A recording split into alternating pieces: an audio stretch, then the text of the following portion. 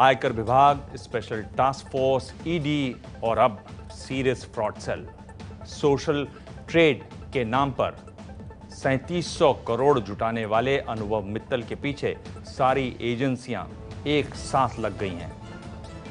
आयकर विभाग को शक है कि इस मामले में बड़ी रकम काले धन के सौदागरों की भी हो सकती है। दावा किया जा रहा है दूसरी तरफ से कि 2800 करोड़ रुपए लोगों को वापस लौटा दिए गए हैं।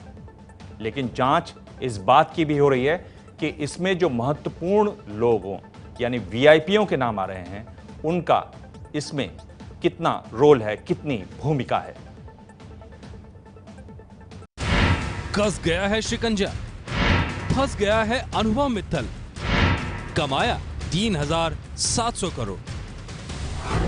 3700 करोड़ पर क्या कह रहा है अनुभव मित्तल, बताएंगे आगे। लेकिन पहले बताते हैं कि अनुभव मित्तल के इरादे क्या थे। मैं यहाँ पर डेट या मंथ्स नहीं बता सकता, but very soon we will enter into social media. अभी हम फेसबुक के पेज लोगों को बोलते हैं पेज बनाइए, लाइक कराइए। Very soon we are going to provide social trade page. आप सोशल ट्रेड पर ही अपना पेज बनाइए और उस पेज को प्रमोट कराइए।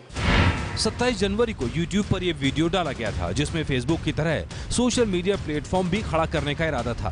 बैंक में लगातार जमा होते नोटों के बाद अनुभव मित्तल ने नई कहानियां गढ़नी शुरू कर दी थी। The network of social trade is our power, और उस पावर को हम जिस हद तक जाकर के यूज कर सकते होंगे हम करेंगे। लेकिन इन कहानियों ने आम लोगों की जिंदगी में हश्र किया ये।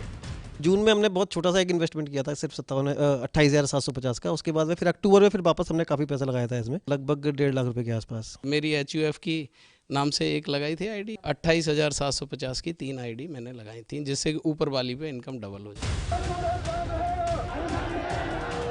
काफी लोग ऐसे भी हैं जिन्हें लगता है अनुभव मित्तल ने कुछ गलत नहीं किया।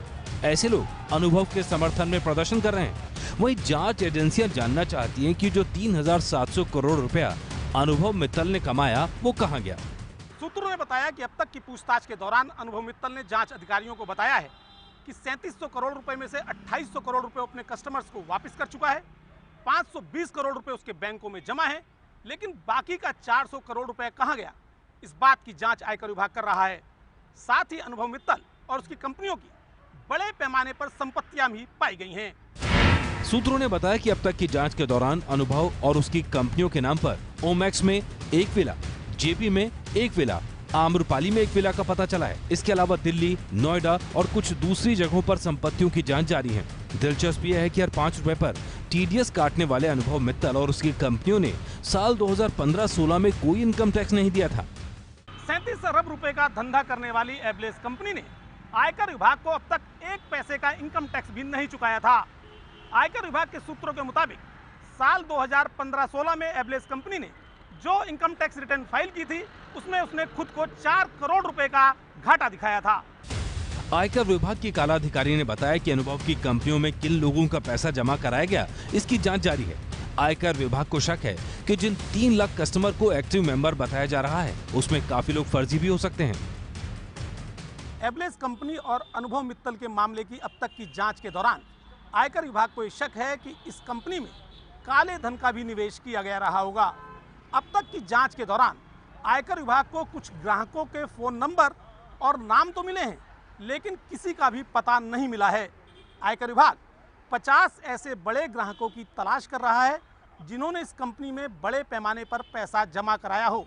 यदि ये ग्राहक अपने पतों पर उपलब्ध नहीं मिलते हैं तो आयकर विभाग अनुभव मित्तल और उनकी कंपनी के खिलाफ बेनामी संपत्ति के तहत भी मुकदमा दर्ज करा सकता है। सूत्रों के मुताबिक इस मामले में अनेक ऐसे तथ्य हाथ लगे हैं जिनसे पता चलता है कि अनुभव और उसके सहयोगी VIP से संबंध बनाने में कोई कसर नहीं छोड़ते थे। उसके यहाँ छापे के दौरान अनेक अहम लोगों से संबंधों का भी पता चला है। मामले की गंभीरता को देखते हुए इनकम टैक्स, यूपी STF, प्रवर्तन निदेशालय के बाद अब केंद्र सरकार के सीरियस फ्रॉड इन्वेस्टिगेशन ऑफिस ने भी इस मामले की जांच शुरू कर दी है। अब तक की जांच के दौरान इस मामले में कुछ VIPs का भी नाम सामने आया है। इस बात की भी जांच की जा रही है कि क्या ये VIPs अनुभव मित्तल का धंधा बढ़ाने में सहयोग किया करते थे। कई एजेंसियां अनुभव मित्तल की पोल खोलने में लगी हैं। प्रवर्तन निदेशालय ने अनुभव की कस्टडी मांगी है। ईडी के अलावा स्पेशल टास्क फोर्स और आयकर विभाग भी पूरे गोरख धंधे की जांच में जुटे हैं। और ये मामला 37 अरब का है। जांच में पता चला है कि कुछ पैसा दूसरी कंपनियों को ट्रांसफर किया गया। पुलिस को शक है कि ये दूसरी कंपनियां फर्जी हैं। इस पर जांच चल रही है। इस खबर पर जनमन की लगातार नजर रहेगी।